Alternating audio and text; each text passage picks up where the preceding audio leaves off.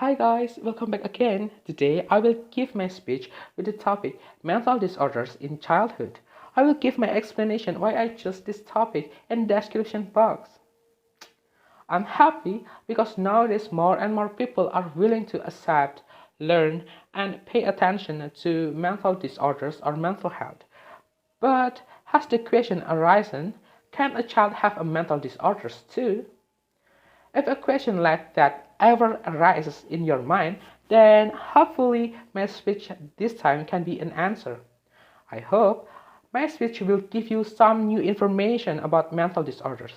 Disclaimer Disclaimer, I'm not an expert in this field. I'm just a student and I made a speech based on some articles I read on the internet. So you can add information in the comment columns and we can discuss there.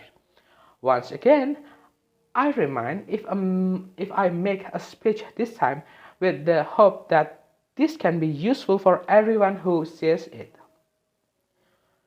First of all, we have to know what are mental disorders. According to medlineplus.gov, mental disorders or mental illnesses are conditions that affect your thinking, feeling, mood, and behavior. They may be occasional or long-lasting or chronic. They can affect your ability to relate to others and function each day. And the answer of the question, can a child have a mental disorder too? Yes, child can have a mental disorder.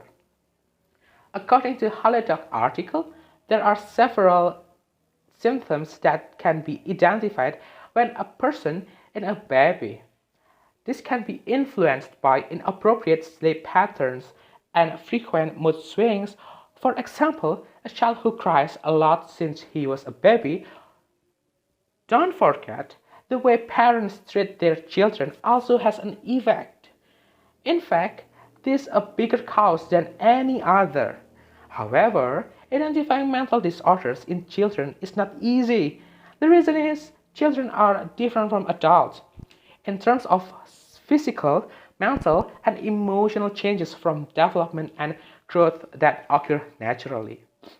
They are in the process of learning how to adapt, cope, and socialize with others in their environment. Next, what mental disorders usually appear in childhood? According to the medicinenet.com, mental disorders in children are quite common and sometimes severe. About one-fourth of children and teens experience some type of mental disorder in any given year, one-third at some time in their lives. The most common kind of mental disorders are anxiety disorder, like generalized anxiety disorder, formerly called over-anxious disorder or of childhood, or separation anxiety disorder. Other common types of mental illness in childhood include behavior disorders like attention deficit hyperactivity disorder, or we can say as ADHD, mood disorders like depression, and substance use disorders like alcohol use disorders. Statistics indicate how relatively common these disorders occur.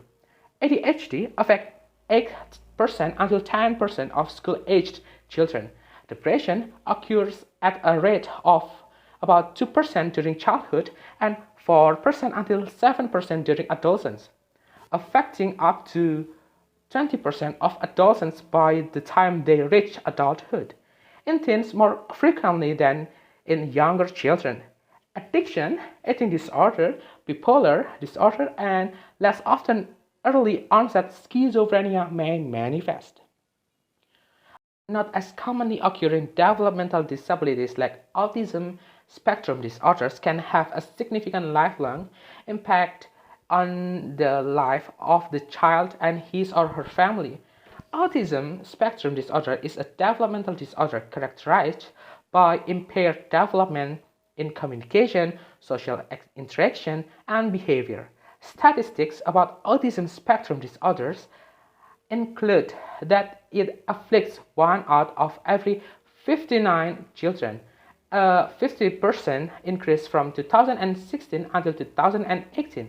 After reading this article, I was surprised that mental disorders in children are as risky as adults.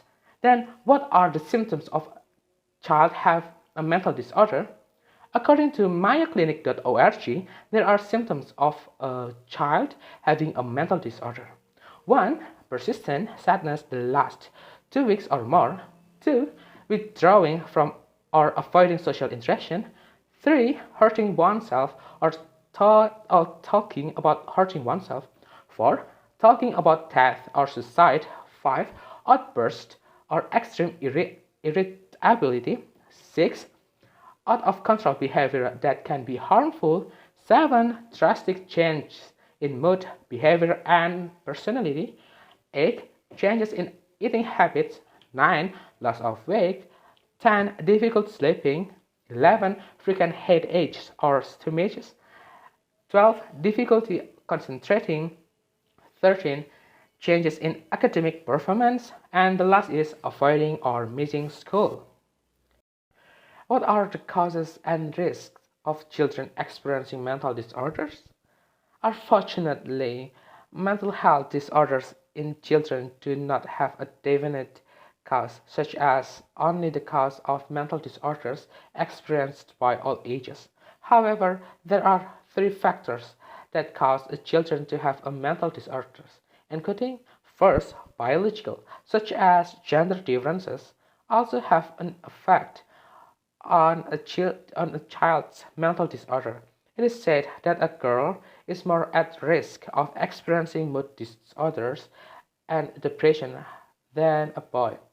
The second, psychological, such as children, include low esteem, poor body image, a tendency to be highly self-critical, and feeling helpless when faced with negative events. And the last, environmental risk.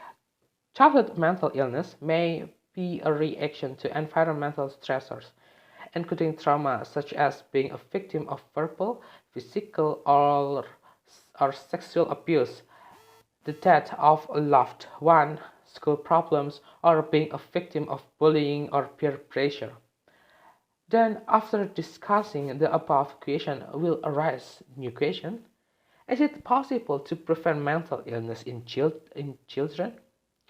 Yes, we can prevent mental disorders, but we need to remember if we need a method that is appropriate for a mental disorder patient. Protective factors for childhood mental illness include preventing exposure to community violence, having supportive adult involvement, strong, consistent family and peer relationship, healthy coping skills, and emotional regulation.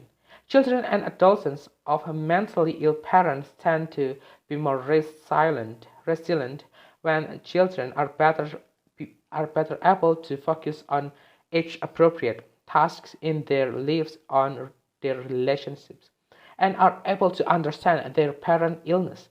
For mentally parent in their children appear to be more protected from psychiatric illness when parents are able to demonstrate commitment to parenting and healthy relationship.